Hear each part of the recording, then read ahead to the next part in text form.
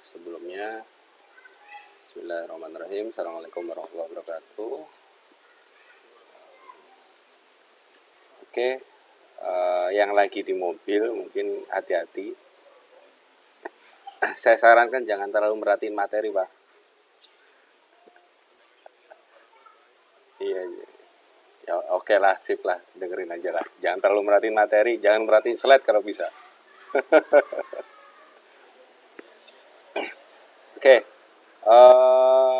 bismillah, kita hari ini mulai pertemuan keempat. Kita masuk ke materi over the top OTT. Itu ya, sekali lagi saya ucapkan terima kasih atas atensinya dulu. Di balik keterbatasan kita, teman-teman sudah bisa hadir di kelas ini. Jangan lupa sediakan minum. Oke, kita masuk ke layar pertama di OSI layer, itu masuk ke over the top. Jadi di sini ada layanan konten berupa data, informasi multimedia yang berjalan melalui jaringan internet. Jadi kayak sekarang nih, contohnya, sorry, mungkin bisa di mute dulu ya teman-teman ya, yang ada. Ini siapa yang mau nge-mute? Mas Ardian. Diklik gambarnya Mas Ardian, di tengah-tengah itu ada gambar mic, di mute bisa.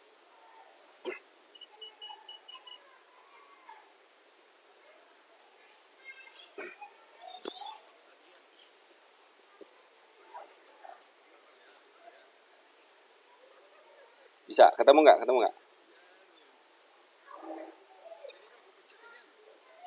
Nah, sip. Oke, nanti kalau ada mau tanya silahkan tinggal ini aja di unmute ya.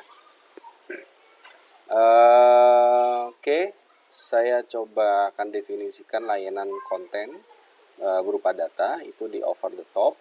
Jadi kayak sekarang yang sedang kita lakukan ini, streaming, terus kemudian kayak teman-teman sedang telepon, tapi by WhatsApp atau dengan paket data, itu masuk ke layanan over the top. Kemarin kan saya sudah sempat beberapa kali menyinggung tentang OSI layer, yang mana paling atasnya itu sudah masuk ke tingkat cloud. Nah, ini di sini sifat over the top sendiri, dia layanan beroperasi di atas jaringan internet dari operator komunikasi. Terus kemudian informasi pada bidang pendekatan dan permodelan atau implementasi dalam bentuk aplikasi dan layanan aplikasi. Jadi secara simpelnya adalah ketika teman-teman tahu perbedaan antara telepon biasa seluler dengan telepon menggunakan data. Nah, makanya musuh dari over the top ini, dari OTT, singkatannya OTT, over the top ya, bukan operasi tangkap tangan ya. Jadi musuh besar dari OTT ini adalah seluler, dari perusahaan telekomunikasi, atau bisa kita bilang ya layanan telepon lah, layanan yang telepon biasa. Itu musuh besar dari layanan over the top, karena kita sekarang streaming sudah bisa pakai data, ya kan, telepon sudah bisa pakai data. Sementara yang pertama kali mencetus teknologi untuk telepon, kemudian video call, itu kan layanan-layanan seluler ya, dalam artian signal analog seluler. Nah, ini contohnya. Siapa lagi yang mau gabung? Sebentar. Oke. Nah, di sini ada contoh video audio streaming, message, terus kemudian jejaring sosial, Facebook, Twitter, selama memanfaatkan koneksi internet. Jadi konsep dari over the top ini selalu menggunakan internet. Jadi kalau kita sudah bermain di ranah komunikasi di cloud, tidak dengan by phone atau analog, itu sudah masuk ke layanan over the top. Oke, ini sekilas tentang over the top. Terus kemudian di sini saya jabarkan bahwa OTT ini berasal dari layar teratas, application layer. Teman-teman, kalau saya view begini kelihatan nggak? Atau harus saya slideshow?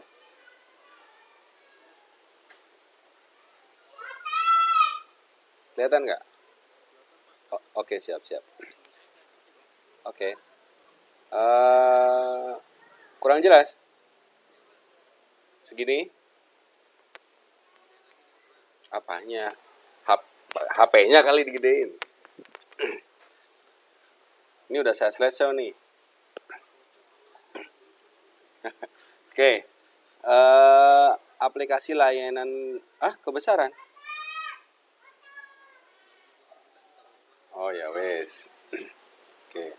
Ya, siap. Jadi aplikasi dan layanan berbasis OTT ini yang pertama berada pada application layer. Jadi kemarin kita udah belajar nih tentang level-level layer. Jadi kita mulai dari atas dulu OTT, terus kemudian umumnya berjalan pada platform mobile biasanya umumnya, tapi nggak selalu juga. Jadi di sini juga ada interface web juga. Kayak kita, kalau saya kebetulan saya pakai Google Meet yang di browser, jadi saya pakai interface web. Tapi kalau teman-teman yang pakai handphone, mungkin kalau pakai aplikasinya berarti platform mobile. Jadi intinya bisa menggabungkan atau menghubungkan antara lebih dari satu interface, interface web dengan platform mobile. Ini saya terhubung dengan teman-teman yang pakai aplikasi mobile. Coba kalau telepon analog. Telepon analog kan hanya bisa telepon. Oke, sebentar. Oke, welcome Mas Priyo. Selamat bergabung. Sip, saya lanjutkan ya.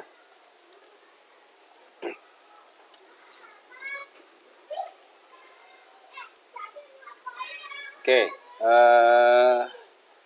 kalau misalnya kita berbicara tentang signal analog ya, telepon analog. Kalau zaman dulu teman-teman kan mungkin pakai wartel, pakai telepon rumah. Itu kalau misalnya buat telepon pun yang bisa nerima ya hanya telepon rumah ataupun telepon duduk ya, sesama telepon duduk, itu masih analog. Nah, sekarang kalau sudah masuk ke OTT, nah ini bisa menghubungkan saya yang menggunakan interface web dengan teman-teman yang dengan platform mobile. Nah, ini karakteristik dari OTT. Ini bekerja numpang, istilahnya kalau cara-cara bodoh ini numpang di atas layanan internet yang disediakan oleh internet service provider. Oke. Ini sekilas lah tentang OTT. Yang jelas dia ada di application layer. Kalau saya kemarin kan sedikit membahas tentang application layer, itu sudah paling atas, sudah paling ujung penghubung antara jaringan satu dengan jaringan yang lainnya. Itu sudah masuk ke cloud. Ya, itu jaringan OTT. Oke, terus di sini ada sekilas tentang elemen pada OTT. Ini kalau misalnya, misal nih kebetulan nanti keluar soalnya juga elemen OTT ini, jawabannya ini telco world. Ini ada ranah penyedia layanan komunikasi jaringan internet, terus kemudian ISP dan penyedia jasa layanan telekomunikasi. Ini contohnya kayak Telkom, Telkomsel, XL, Indosat dan lain-lain. Oke, kenapa dia Telkomsel bisa dibilang ISP juga? Ya karena dia sekarang selain menyediakan layanan intercall, dia juga punya layanan data. Jadi ini bisa kita masukkan ke internet service provider salah satunya. Terus kemudian OTT World ini ranah peran pengembang aplikasi OTT. Nah, kalau tadi dari Telco World itu adalah layanannya, teman-teman. Kalau OTT World itu adalah aplikasi yang berjalan di layanan ini. Aplikasi yang mampu berjalan di layanan telco. Jadi kayak contohnya pengembangan sekarang ada di Google, Yahoo, YouTube, Facebook, Twitter, itu OTT World. Kemudian OTT Service. Di sini semua produk atau semua aplikasi layanan di dunia digital melalui aplikasi komputer berbasis teknologi OTT yang memanfaatkan internet dari Telco World. Jadi sekarang ini kita sedang menggunakan OTT service, teman-teman. Menggunakan OTT World-nya kita pakai Google Meet, yang mana kita menggunakan Telco World-nya ya masing-masing dari teman-teman. Kalau saya menggunakan data seluler, teman-teman mungkin ada yang pakai WiFi di rumah, atau mungkin salah satu provider. Jadi intinya sekarang kita sedang menjalankan atau sedang menikmati OTT service. Kita berjalan di atas layanan data, paket data. Oke.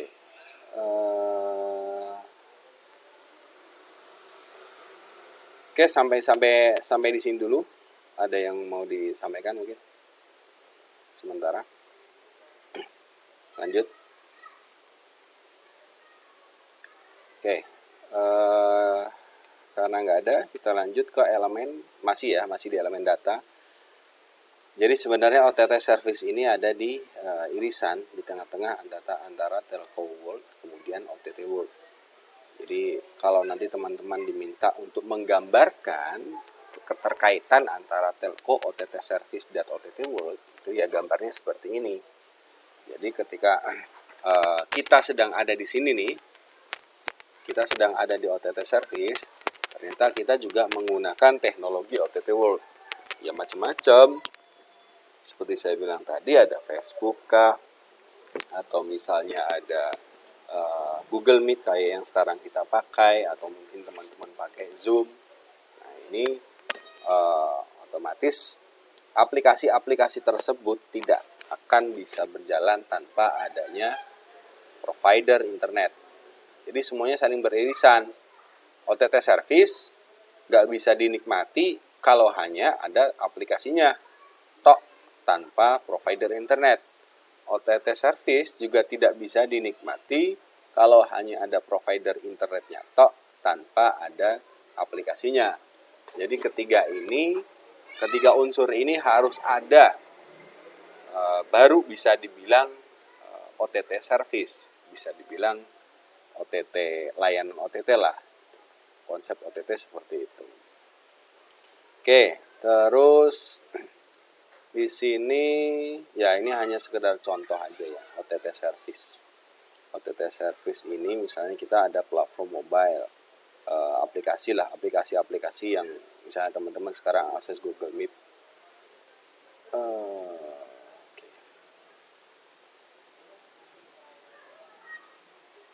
Teman-teman akses Google Meet, terus kemudian ini ada di PC ataupun ada di web.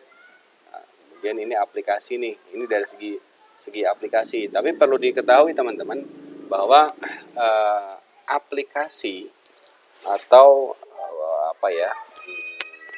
apps yang membutuhkan layanan internet service itu tidak selalu tertanam di platform, tidak selalu ada diinstal di platform, ataupun tidak selalu diinstal di desktop. Itu bisa web based ya. Jadi kayak misalnya saya contoh sekarang ini saya lagi pakai Google Meet yang web based. Jadi saya nggak perlu install di PC ataupun install di mobile. Saya cukup pakai layanan yang ada di browser. Jadi harus ada, sekali lagi OTT service itu harus ada keterkaitan antara platform kemudian aplikasi yang membutuhkan internet service provider sebagai koneksi internet, kemudian koneksi internet itu sendiri, service provider itu sendiri harus ada ketiganya, baru bisa dibilang di sini OTT service. Oke, saya sembari capture dulu buat absensi.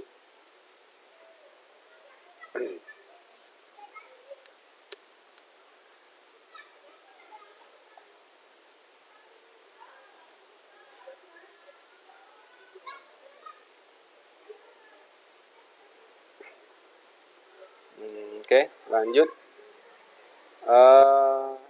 Nah, ini sekilas lah. Ini hanya lanjutan dari yang tadi. Sebenarnya materi pada hari ini OTT itu nggak terlalu banyak ya, nggak terlalu banyak. Karena memang SKS kita ada tiga SKS, yang dua kita teori, satunya praktek sebenarnya. Makanya saya OTT ini sengaja nggak terlalu banyak, tapi nanti kita bakal banyak, saya bakal banyak memaparkan tentang ini, paket tracer.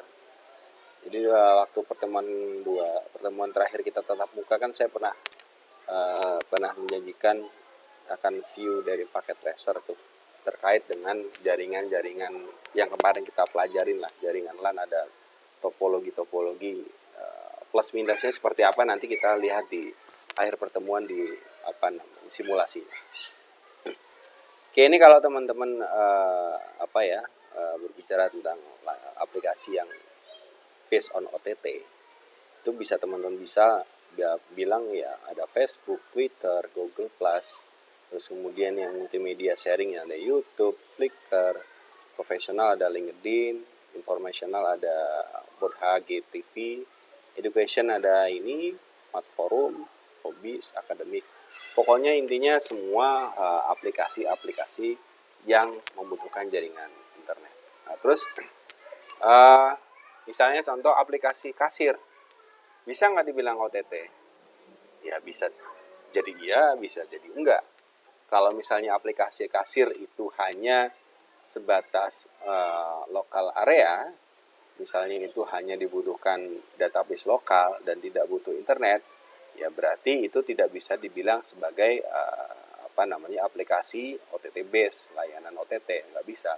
Tapi kalau misalnya contoh aplikasi kasir yang sudah terhubung ke server secara cloud, misalnya ada satu minimarket di daerah tertentu, dia punya aplikasi kasir yang terhubung dengan server di pusat, misalnya kantor pusat, dihubungkan oleh internet service provider, jaringan internet, itu berarti berjalan di atas layanan internet.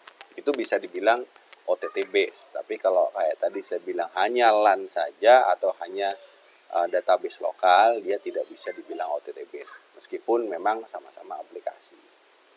Oke. Terus ini yang kedua contohnya messaging. Bener nggak sih bacanya? Messaging. Kategori aplikasi berbasis OTT yang menekankan pada layanan kirim dan terima pesan secara cepat, instan. Terus kemudian menjadikan kemudahan di dalam berkomunikasi baik dua arah maupun secara massal. Contoh WhatsApp, Line, Telegram, KakaoTalk, WeChat. Jadi luar biasa nih teman-teman sebenarnya perkembangan. Ya ini saya rasa, saya yakin teman-teman jauh lebih paham mungkin dari saya ya, karena mungkin ada juga yang sudah yang masih pernah ada di zaman pager kan. Pager itu satu arah apa dua arah kalau ada yang pernah pakai?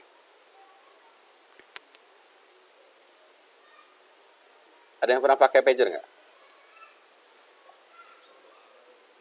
Hah?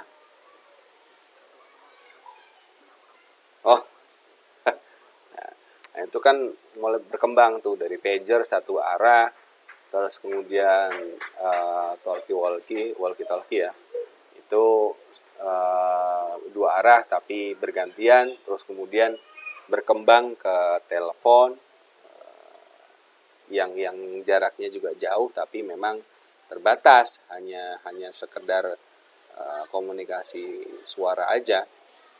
Jadi ketika kita sudah masuk ke OTT base yang sekarang ini berkembang, makanya kita teknologi yang dulu itu yang sepertinya yang dengan menggunakan analog signal itu sudah mulai tergerus. Makanya di awal tadi saya bilang OTT base itu adalah musuh besar daripada teknologi komunikasi analog. Ya, sekarang coba aja kalau misalnya lah punya teman di ISP ataupun di seluler, teman di salah satu provider kartu. Saya yakin traffic penggunaan call dengan data OTT base lebih banyak berkali-kali lipat daripada yang menggunakan pulsa. Telepon menggunakan pulsa. Ya karena yang pertama, kalau pakai pulsa sekarang ini dianggap sangat mahal, dan OTT base itu internet sudah bisa mengakomodir kepentingan, entah itu dari segi voice aja ataupun visual dalam bentuk gambar. Jadi sekali lagi memang OTT base ini sangat-sangat menggerus teknologi telekomunikasi yang zaman dulu. Makanya sekarang orang-orang provider seluler berlomba-lomba untuk saling memberikan kuota yang besar contohnya, ataupun layanan-layanan aplikasi yang sifatnya adalah sosialita, kayak misalnya Facebook dan lain sebagainya, itu banyak digratiskan. Ya karena memang zaman ini sudah bergeser ke sesuatu yang mereka anggap mudah, terus kemudian dapat menjembatani pertemuan. Ya kalau hanya sekedar telepon aja kan kayaknya sepertinya belum terwakilkan, dan plus sekarang mahal pula. Oke, siapa ini bergabung nih? Suhendi. Ya Mas Hendi, makasih Mas Hendi udah datang Mas Hendi.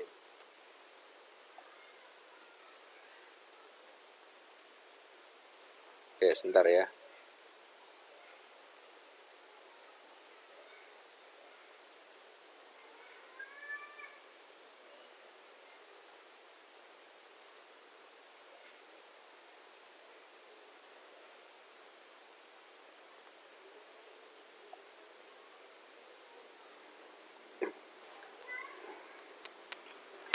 Oke, Mas Hendi ngikuti langsung ya. Setelah tadi kita berbicara tentang messaging, terus kita berbicara tentang streaming audio video. Ya, ini kayak ya sekarang ini berarti kita sedang streaming audio video. Terus YouTube, Real Player, UCTV dan lain sebagainya.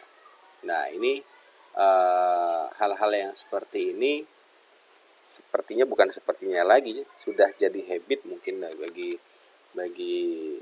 ya kehidupan manusia, sudah bisa menjadikan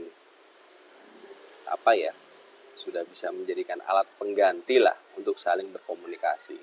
Makanya 3 unsur ini saya masukkan di layanan OTT base karena yang menurut saya yang paling banyak influence, yang paling banyak mempengaruhi kenapa sih teman-teman lebih memilih OTT daripada layanan seluler.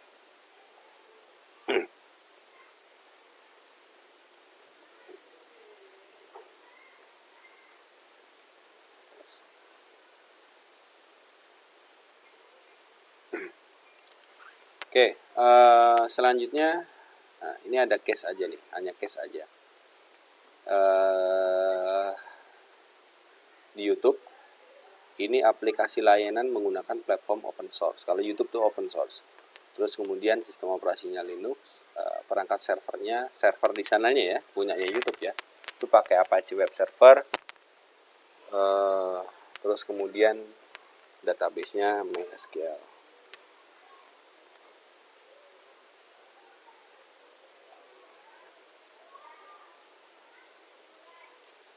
Bahasa pemrogramannya menggunakan Python, Psycho, alhamdulillah, makasih. Izin ya teman-teman ya, ada yang nganterin jahe, jangan minum dulu. Mohon maaf yang lagi masih di jalan. Oke, ini case-nya di situ. Jadi kita hanya sedikit mengulas tentang YouTube. Ini sistem operasi perangkatnya apa, bahasa pemrogramannya apa, terus kemudian web server. Aplikasi layanan YouTube menggunakan web server NetScaler untuk menggunakan load balancing dan proses caching terhadap konten-konten statis. Load balancing sendiri itu teknik mendistribusikan beban traffic pada 2 arah atau lebih menggunakan jalur koneksi secara seimbang agar traffic dapat berjalan optimal, atau memaksimalkan throughput, memperkecil waktu tanggap dan menghindari overload pada salah satu jalur koneksi. Jadi load balancing ini gambarannya adalah kalau misalnya jalan tol. Contoh jalan tol kalau misalnya awalnya ada 2 jalur, jalur ke timur kemudian ke barat,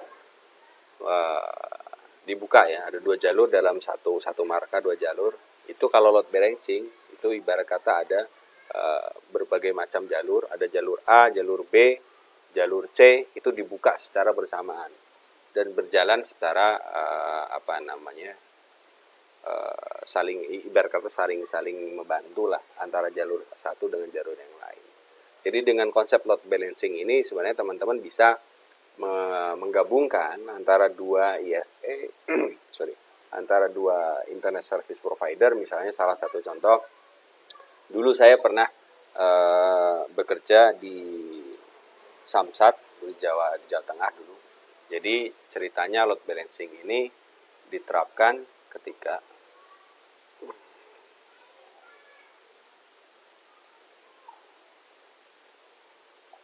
kayak ada yang mau gabung.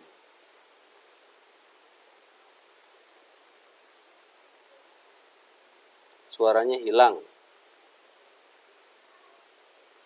Ya Pak Rahmat, suara saya hilang. Halo teman-teman.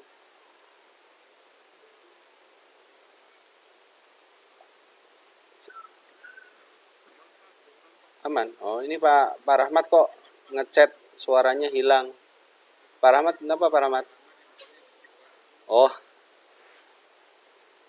halo Pak Rahmat, kenapa Pak Rahmat? Bisa mendengar suara saya dengan baik Pak Rahmat?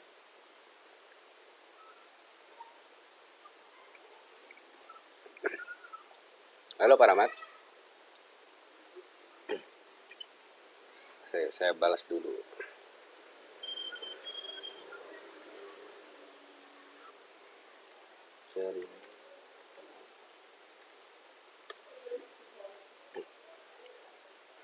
Mas Teguh, selamat datang Mas Teguh.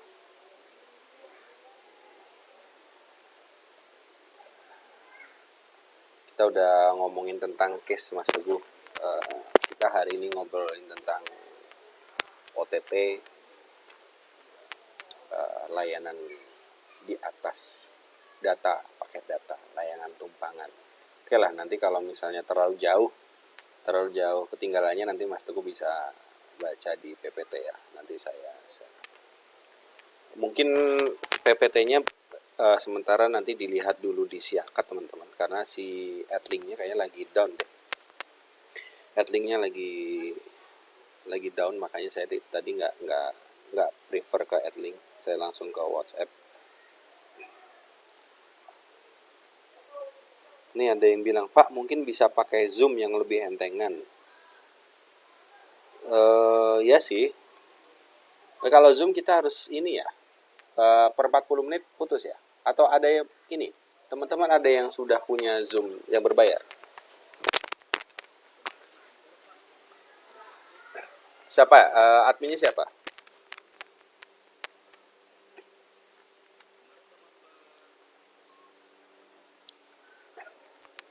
Paris. Enggak, kalau Zoom itu setahu saya setiap 40 menit putus deh.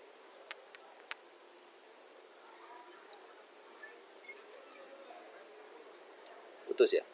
Atau mungkin ada yang sudah punya akun berbayarnya. Kalau akun berbayarnya lifetime, nggak 40 menit. Ini di grup nih ada yang ngasih tahu Pak, pakai Zoom enteng. Ya, enteng, cuman kalau pas putus di jalan biasanya saya lupa ngomongnya mau mulai dari mana. Makanya saya mendingan pakai ini. Kalau di Google Meet sebenarnya lebih enteng justru malah pakai aplikasinya. Aplikasinya si Hangout, mobile apps-nya. Jadi jangan sering ngetap gambarnya teman-teman. Misalnya di sini ada 1 2 misalnya 10 member gabung. Jangan saling ngeklik gambar satu sama lain, itu memang agak berat. Kalau konsepnya dia si Google Meet ini adalah yang berbicara, salah satu yang berbicara dia tampil. Jadi nanti kalau ada yang orang bicara lagi, dia akan tampil nge-switch terus. Jadi kalau Google Meet ini kalau mau enteng, jadi semuanya di mute. Jadi salah satu yang ngomong, nanti coba kalau misalnya nanti pas kita pakai tracer, kita coba deh. Kita coba nanti mic-nya kita nyalain semua, pasti nge-lag di HP teman-teman. Welcome Inggit Wicaksono. Kita sudah hampir di sesi materi, di akhir sesi materi. Oke lah, sementara kita coba ini dulu. Kita coba pakai Hangout dulu ya, Google Meet dulu. Besok kalau misalnya ada yang sudah pakai Zoom dan sudah punya akun member berbayarnya, saya tolong dikasih tahu. Saya akan pindah ke Zoom, tapi saya nggak pakai Zoom karena saya kurang nyaman dengan 40 menit harus putus di situ. Oke. Kita sampai sini tadi, load balancing, kemudian ada cache. Ini penyimpanan sementara untuk mengurangi penggunaan bandwidth dan loading server. Secara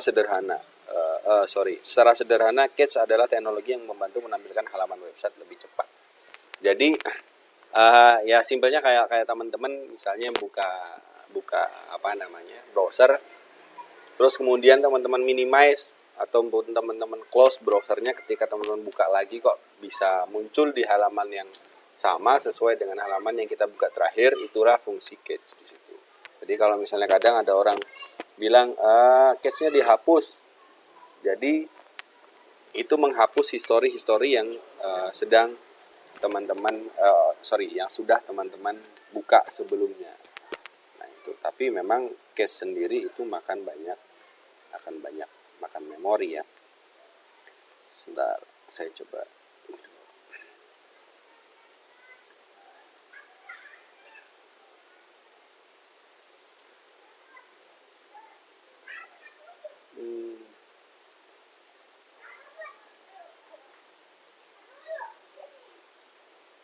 Grup.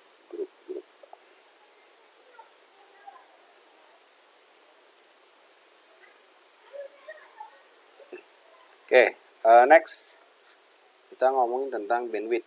Lebar pita adalah satu nilai konsumsi yang dipakai dalam transfer data. Ya, ini si YouTube ini sangat berpengaruh kepada bandwidth. Jadi kalau misal nih, kadang kenapa YouTube bisa buffering? Ya, ini salah satunya karena gambarnya seperti ini deh. Lebar pita itu tidak sebesar size dari file itu sendiri. Jadi makin besar bandwidthnya, ternyata kita makin lancar streamingnya. Itu juga bandwidth yang kecil, nanti akan terjadi buffering yang lama. Karena sesuatu yang kita lewatkan di sini, size-nya lebih besar daripada ukuran pipa itu sendiri atau bandwidth itu sendiri. Jadi si YouTube ini sangat berpengaruh dengan bandwidth internet. Oke, terus di sini kalau di data yang saya dapat, YouTube itu layanan YouTube-nya melalui cluster computing. Adalah sekumpulan komputer, umumnya server jaringan, independen dan beroperasi dan terlihat oleh klien. Jaringan seolah-olah komputer tersebut adalah satu buah unit komputer. Jadi sebenarnya kalau kita bilang di servernya YouTube ataupun di kantornya YouTube ada ruangan server, itu sebenarnya bukan satu kotak gede. Ya kalau teman-teman sudah sering ngurusin server mungkin tahulah.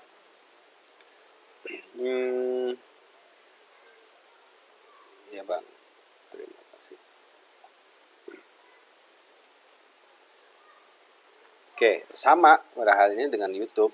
Ya, karena yang pakai miliaran orang, jutaan orang, ya so pasti servernya juga nggak hanya satu, dia pakai sistem cluster computing ya. Oke, ini case di YouTube. Terus kemudian video streaming, kunci utama menjaga kesederhanaan tampilan, menekan biaya bandwidth dan server, mempertahankan perangkat keras dengan proses load di dalamnya, tadi yang mengakomodir fungsi load balancing itu ada di perangkat keras, ada di router. Jadi kalau tadi saya bilang menggabungkan antara 2 atau 3 lebih jalur menjadi satu, nah itu fungsinya di router. Nah kalau jalurnya sendiri, kalau internet providernya sendiri ya nggak bisa menggunakan itu, nggak bisa dengan konsep itu. Nah itu fungsinya router untuk load balancing, salah satunya.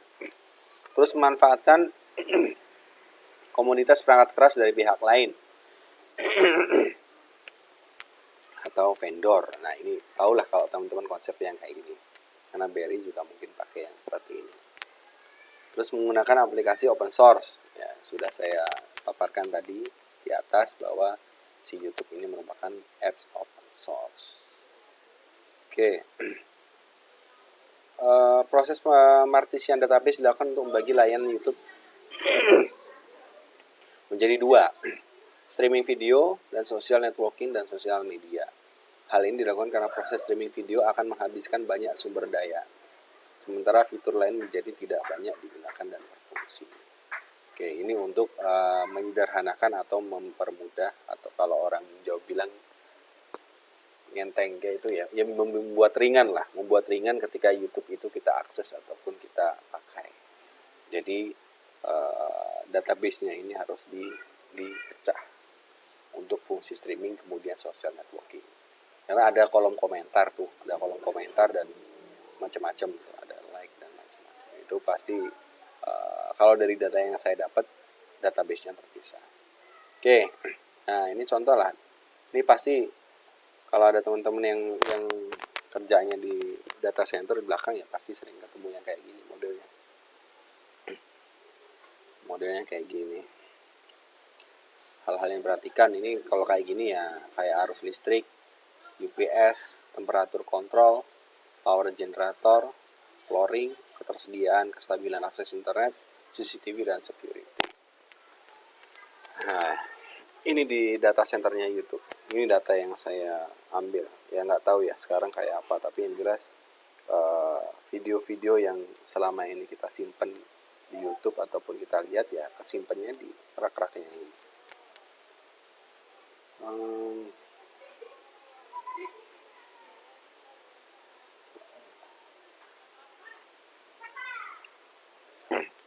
Oke, terus next. Nah, ini yang terakhir nih, hal-hal yang perlu diperhatikan untuk memilih data center. Flooring, sistem perangkat lantai yang berfungsi sebagai media akses untuk satu jaringan. Nah, ini teman-teman tahu lah. Jadi di gambar ini kan kelihatan tuh flooring itu jadi ada space kayak panggung di bawahnya. Jadi kalau misalnya teman-teman lihat kok data center kok rapih ya, data center kok nggak ada kabel-kabelnya ya. Ya kalau mungkin ada yang belum pernah lihat, kabelnya itu diumpetin di bawah.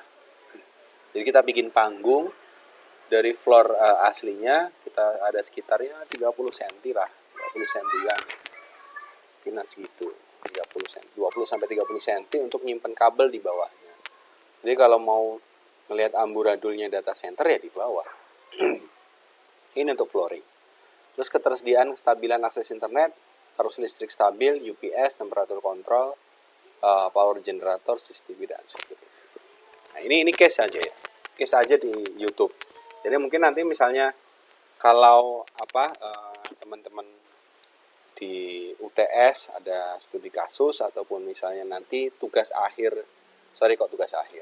ya tugas sebelum UTS lah, yang kelompok itu yang kemarin sempat saya sampaikan untuk mendeskripsikan terkait dengan layanan OTT, terus kemudian infrastruktur pendukung layanan OTT, mungkin salah satunya yang seperti ini bisa disampaikan. Jadi kan nggak harus YouTube, mungkin dari BRI atau dari kantor mana itu bisa salah satunya. Oke,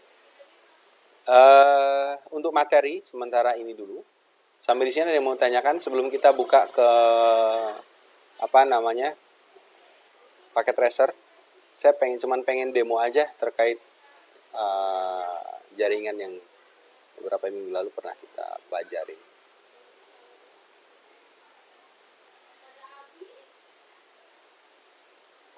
Oke, Gimana teman-teman? Ada yang mau disampaikan, mau tanyakan?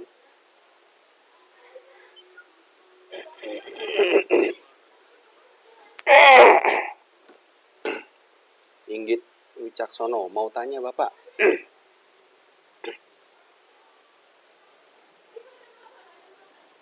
Ya, Inggit, mau tanya apa? Ngomong aja.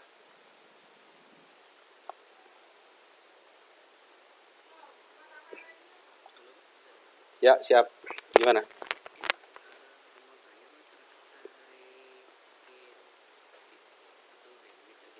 Hmm.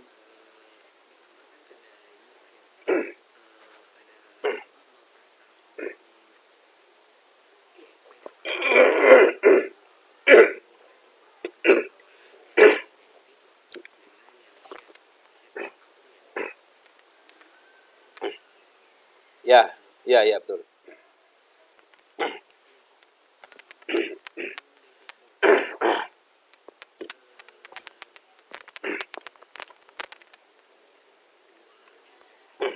Hmm.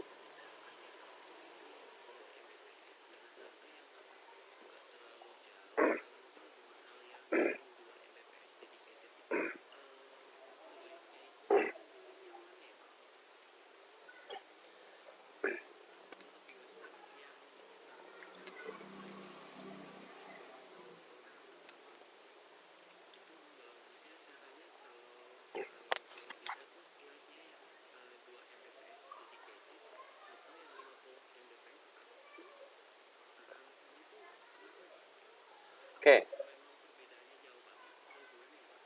Jadi gini, konsep dari dedicated sama auto itu kalau di dedicated itu 1:1.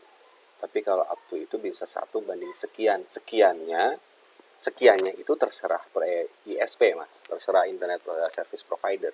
Jadi contoh misal kita punya layanan internet di rumah, itu layanan yang up to ya. Misalnya contoh kita punya layanan up to 5 mega atau 5 Mbps di rumah. Sekarang kalau layanannya internetnya hanya ternyata setelah kita cek di bandwidth test hanya 1 Mbps, berarti tidak ada kesalahan dengan internet service provider karena layanannya adalah layanan up to. Jadi kita nggak bisa komplain nih tentang itu. Kalau kita punya langganan 5 MB tapi kok ternyata jalannya cuma 500 kilo misalnya. 500 kilo terus lelet dan lain sebagainya ya. Makanya internet service provider jarang ya nanggepin konsumen rumahan. Ini hanya selintas pengetahuan aja, dulu saya kan sering ini. Jarang banget ngerespon pelanggan rumahan itu secara cepat. Karena apa? Karena ISP itu lebih happy atau lebih mengutamakan layanan-layanan dedicated yang mana memang bayarnya lebih mahal karena layanannya yang dia dapat itu 1:1. Kalau memang misalnya langganan 2 MB per second, ya berarti memang yang didapat benar-benar 2 MB per second. Ketika kita cek bandwidth test, mau di komputer berapapun layanannya yang didapat 2 MB per second. Bahkan kalau mau turun sampai 500 kilo pun bisa kita komplain kalau memang layanan dedicated. Nah, kalau hemat saya, ini hanya pengalaman saya yang dulu, itu kalau untuk urusan kantor lebih baik yang dedicated. Jadi secara pelayanan atau secara aftermarketnya oke, karena memang itu layanan priority dari si ISP. Itu kan ada tuh layanan kantor, layanan office, ada layanan home. Kalau home ya, yang misalnya teman-teman ada yang pakai salah satu ISP di rumah, yaitu layanan-layanan up to. Jadi kalau misalnya kayak tadi saya bilang kita belinya yang paket 5 MB per second, kalau misalnya ternyata setelah kita tes hanya 2 MB ataupun 1 MB per second, ya itu nggak bisa dipertanyakan, nggak bisa dipertanggungjawabkan karena layanannya up to. Itu sih simpelnya. Kalau memang untuk keperluan kantor ya saya rasa mendingan yang dedicated. Memang lebih mahal tapi nggak jengkelin gitu, ibarat kata nggak jengkelin gitu mas.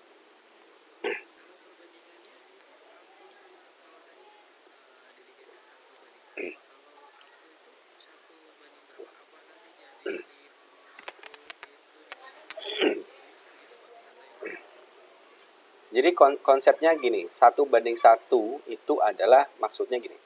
Layanan yang kita beli, ya itulah yang kita dapat. Kalau 1:1, kita beli paket 2 megabit per second, berarti yang kita dapat ya 2 megabit per second. Itu kalau layanan dedicated. Tapi kalau layanan up to 1:sekian, maksudnya itu adalah ketika kita layanan 50 mega, 50 megabit per second, bisa jadi nanti real di lapangannya adalah bisa cuman berapa? 10 kah atau 5 kah? Bisa kayak gitu. Jadi 1:sekian. Perbandingannya itu kalau di layanan internet. Tapi sekiannya, sekali lagi kalau orang-orang ISP, kalau misalnya non-dedicated atau yang rumahan, itu 1:sekiannya nggak bisa diprediksi. Kadang ya semaunya si siapa ISP aja. Pokoknya yang penting ketika contoh 20 megabit per second, up to 20 megabit per second, terus kemudian nanti ternyata setelah di apply, setelah dimasukin layanannya, wah tuh cuman berapa? Cuman 5 megabit atau nggak sampai 5 megabit. Terus kemudian dibagi ke berbagai user, macam beberapa user, misalnya ada 10 atau 50, yang namanya up to akan terasa berat kalau untuk skala agak besar. Skala misalnya 20 orang lah, 50 orang, skala kantoran agak besar, agak berat. Tapi kalau dedicated bisa kita sesuaikan. Tergantung dari tanyain aja ke ISP. Ngomong aja jujur nggak apa-apa, ngomong ke ISP. Ini yang up to 1: berapa nih? ISP berani ngasih 1: berapa nih? Tapi kalau yang dedicated wajib 1:1. Layanan 2 megabit per second ya harus wajib yang kita dapat 2 megabit per second. Jadi nanti ketika di spread all, dibagi ke teman-teman, nggak ada masalah kalau yang dedicated. Tapi kalau yang up to, kadang turun, kadang naik, kadang misalnya ada jam-jam tertentu, jam malam mereka naik, misalnya kalau siang lagi crowded itu turun. Saran saya itu jangan dipakai kalau untuk skala bisnis, ya karena sangat mengganggu pekerjaan. Up to itu yang jelas intinya kalau up to itu naik turun mas, naik turun, nggak akan stabil. Kira-kira berapa user sih yang dipakai?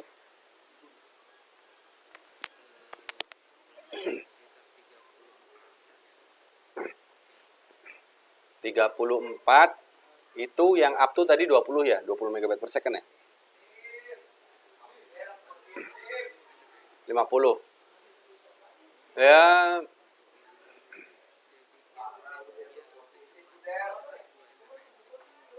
yang mendingan ya, benar ya, karena up to kan namanya up to ya, up to terserah mau berapapun si ISP mau ngasih ya, makan buat lu gitu, nggak ada masalah. Mending pakai itu aja, pakai yang dedicated aja. Nggak lebih mahal tapi secara aftermarketnya lebih oke. Nggak ada masalah. Sip gitu ya. Tapi nanti tetap dievaluasi, misalnya sekarang 30 orang, nanti ke depannya nambah lagi ya, tentu naik lagi, tapi layanan tetap yang dedicated, jangan yang up to. Ini kalau pakai yang up to bakal lebih sering kena komplain mas. Dan jarang juga kok kalau orang bisnis pakai up to itu jarang. Biasanya kalau orang-orang pribadi atau mungkin internet pribadi atasan atau internet pribadi mas di kantor itu baru pakai up to. Tapi kalau orang yang bisnis sebisa mungkin jangan lah. Oke. Udah lagi, saya pengen masuk langsung ke ini nih, ke ke Cisco pakai tracer. Lanjut ya.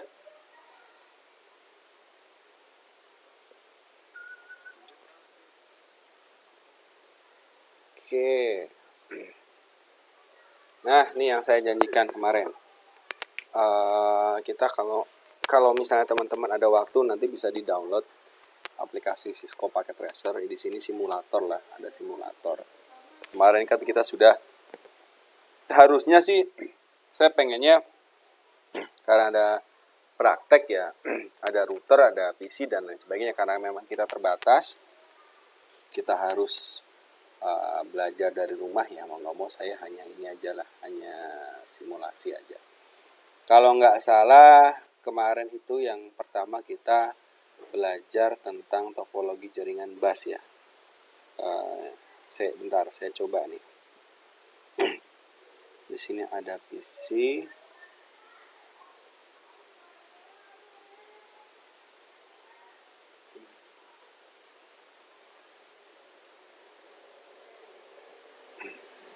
Oke, kita pakai switch. Switch. Switch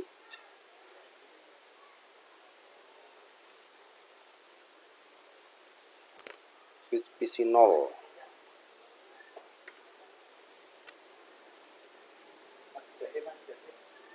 Siap.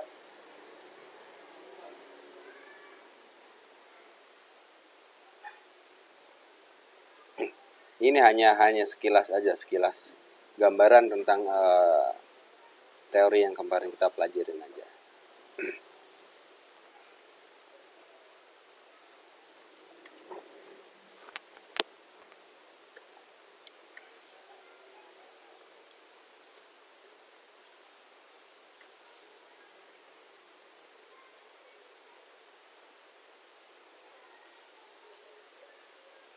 Saya hanya pengen membuktikan di sini bahwa teori topologi bus kemarin itu sesuai dengan apa yang saya sampaikan.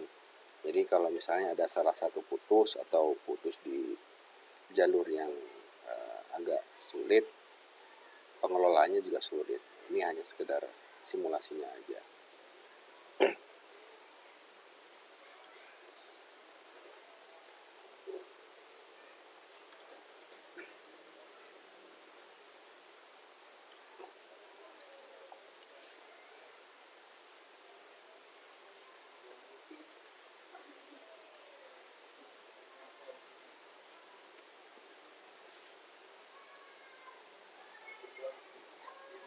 Oke, kita pakai apa ini?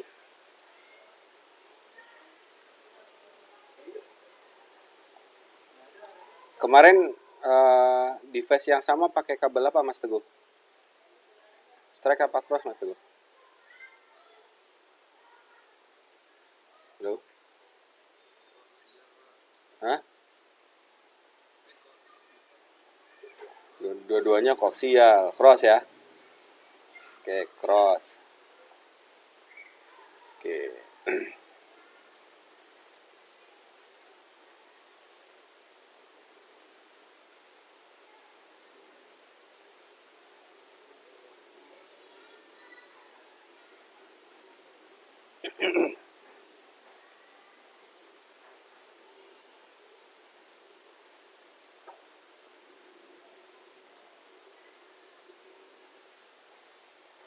Kalau ini yang switch ke PC pakai apa?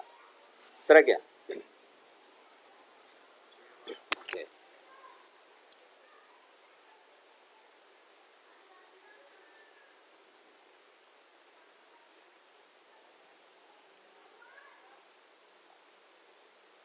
Ini sebenarnya lanjutan dari kemarin teman-teman udah praktek ngerimping lah pada kabel.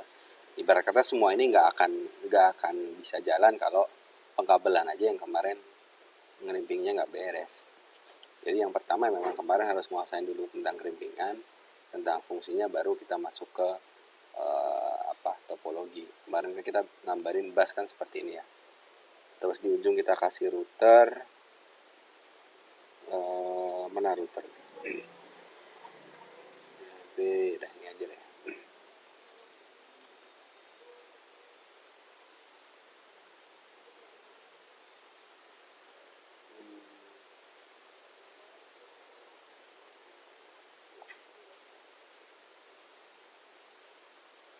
Oke.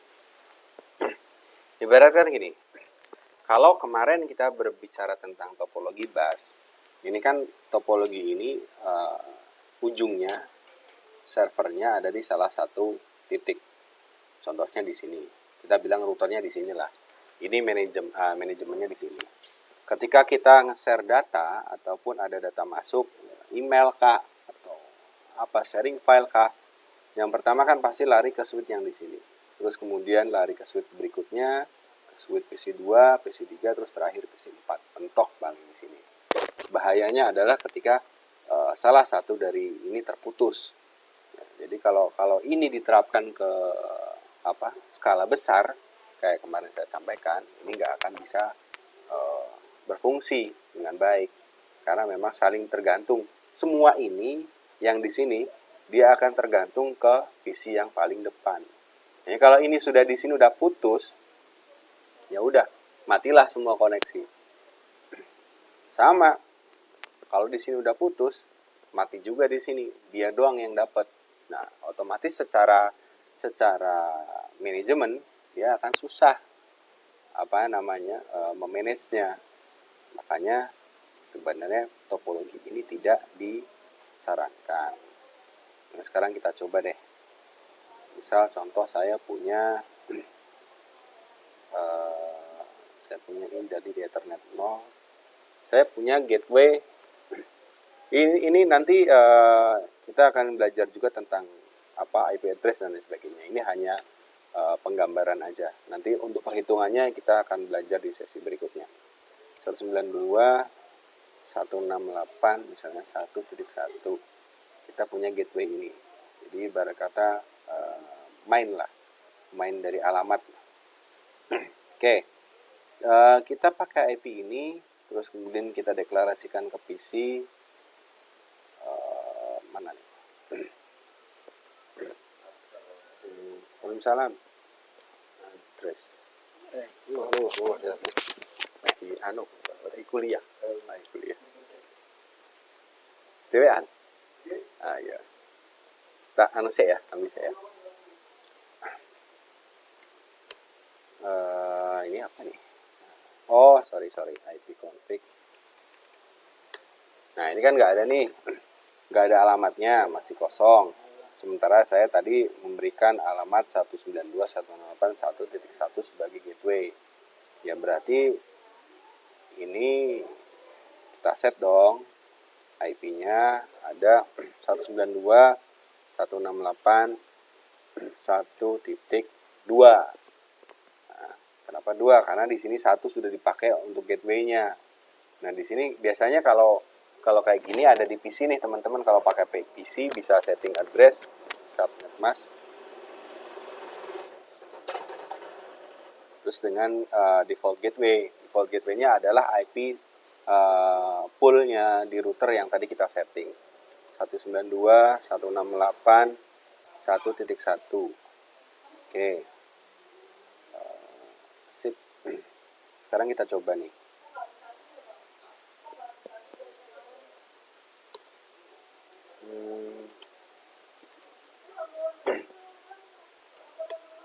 Oke, nyambung. Jadi kalau si siapa namanya gateway ini ngeping ini berarti ngeping ke router. Oke, sekarang kita setting lagi di sini IP yang saling terhubung.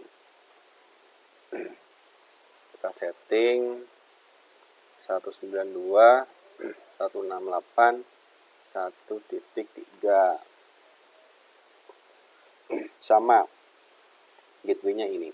Sekarang coba kalau tanpa gateway ya. Tanpa gateway. Kita close, kemudian kita command prompt.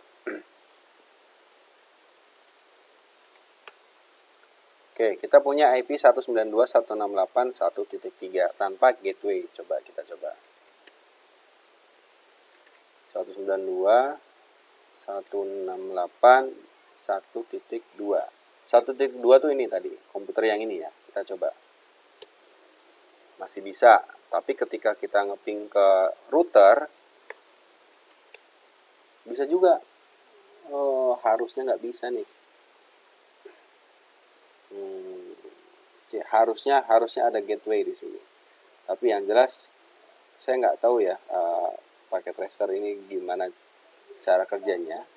Tapi harusnya kalau kita masukin IP address terus kemudian tanpa default gateway, harusnya dia nggak bisa naik ke jaringan yang di atas. Itu nggak, Mas Teguh?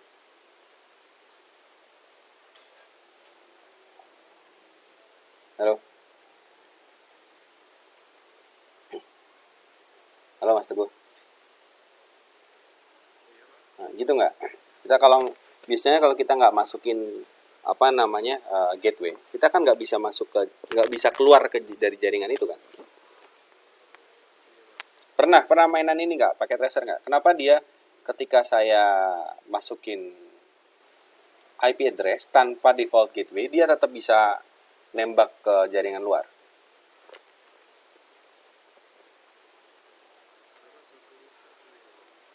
Masih bisa?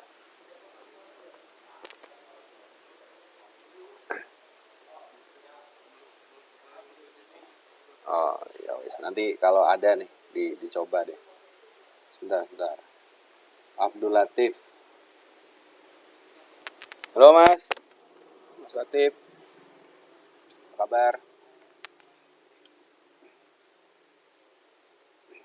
Saya capture dulu buat absen. Kita tadi udah ngomongin materi tentang OTT, Mas Latif. Nanti materinya bisa saya share di Siakat. Nanti di-download aja di Siakat ya. Kita lagi ini nih, coba nge-review topologi jaringan pakai tracer. Oke, kita coba. Oke lah, oke, kita nggak usah mikirin ini. Tapi yang jelas, ketika ini teman-teman, misalnya contoh bagi teman-teman yang mungkin belum tahu tentang ini beda aja, segmennya beda misalnya dua. Walaupun satu jaringan, satu router, ini dia harusnya tidak akan bisa. Nah, nggak masuk karena segmentasinya beda. Jadi pentingnya IP address itu ketika kita ngitung IP sekian, misalnya 192.168.1.1, itu ada batas maksimalnya. Nanti cara ngitungnya kita masuk ke sesi tersendiri ya tentang pengalamatan IP address. Di situ kita bisa prediksi berapa banyak user yang akan kita pakai, berapa banyak kapasitas yang bisa kita pakai. Oke, kita lanjut aja ke sini. Kita taruh 1.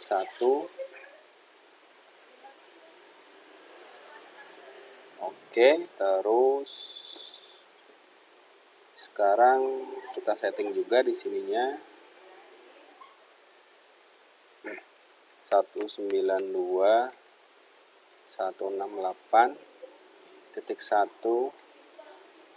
titik berapa tadi? 4 ya.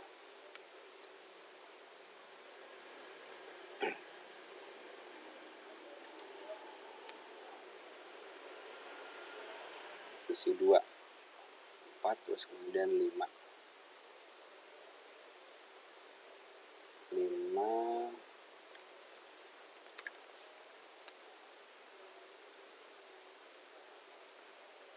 Oke, selanjutnya satu lagi. PC3. Oke, di sini ada 6.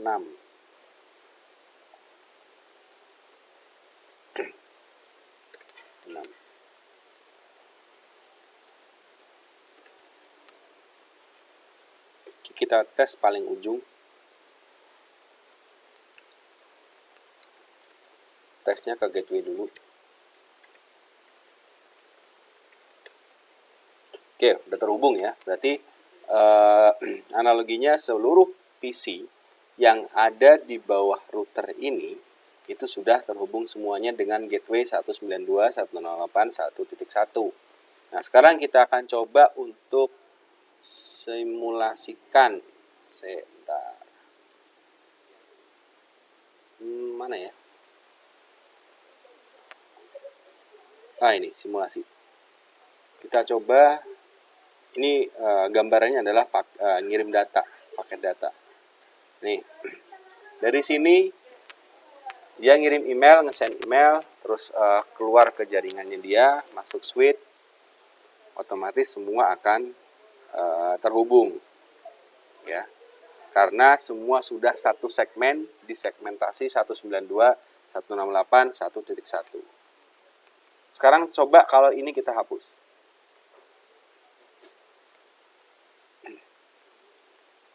Padahal kita masih punya jaringan ini nih. Ini jaringannya oke ya. Ini kalau kita hapus bukan berarti kabelnya nggak ada. Bayangin aja kalau teman-teman kabelnya ada tapi mungkin putus di jalan. Nah, sekarang semua data ini bisa tersebar dari router masuk ke PC satu ke PC yang lainnya. Karena mereka masih satu segmen nih teman-teman. Oke. Kita tunggu.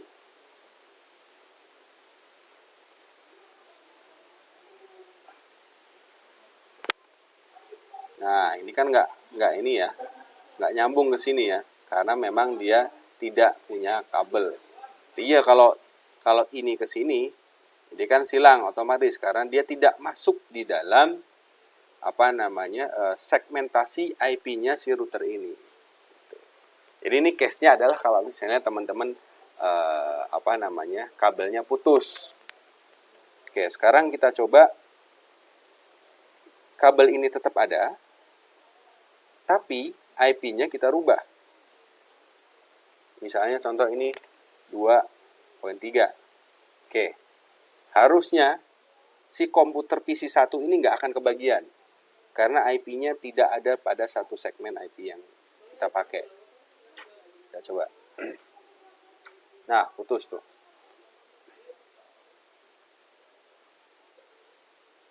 Harusnya putus.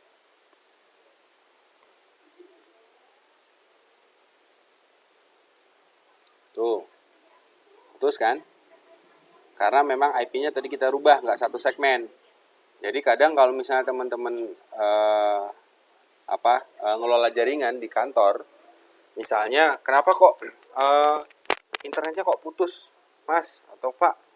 Bukan berarti nggak selalu internet providernya. Kadang misalnya kita ketemu jaringan yang komputer ini bisa, jaringan ini nggak bisa, yang ini nggak bisa, ini nggak bisa, ini nggak bisa. Nah, topologi bus ini kerugiannya di situ. Salah satu selek di sini, yang lainnya ikut-ikutan. Jadi kalau misalnya teman-teman ngelola jaringan, yaitu sebenarnya ya memang kadang kalau orang pakai komplain aja lah, Mas kenapa ini internetnya nggak bisa? Padahal internet service providernya nggak masalah. Berarti pengalamatannya nih, IP-nya bisa jadi konflik atau segmentasinya berbeda. Nah, itu fungsi dari manajer jaringan komputer. Ini kan yang bisa kan cuma komputer ini, karena dia satu segmen dengan si router. Oke, itu simulasi kita pada sore hari ini. Kira-kira gimana, teman-teman? Ada yang mau ditanyakan? Ini nanti kalau yang baru gabung nanti saya coba videonya. Saya sudah rekam videonya. Saya sudah minta izin ke teman-teman tadi untuk direkam. Nanti bisa dilihat lah di YouTube. Mungkin nanti saya upload dulu di YouTube. Oke, menjelang maghrib teman-teman. Ada yang mau ditanyakan mungkin? Untuk kehadiran sudah saya capture semuanya. Nanti tinggal saya update di Siakat. Gimana? Yang lain? Sama-sama. Oke, nggak ada ya? Oke, kalau nggak ada, gitu dulu dari saya. Saya berharap dan berdoa teman-teman selalu sehat dan Allah kasih kelancaran apapun aktivitasnya, jaga kesehatan, jaga keluarga, dan jaga sebagainya. Oke, makasih teman-teman ya. Terima kasih. Akhir sesi ini, Assalamualaikum.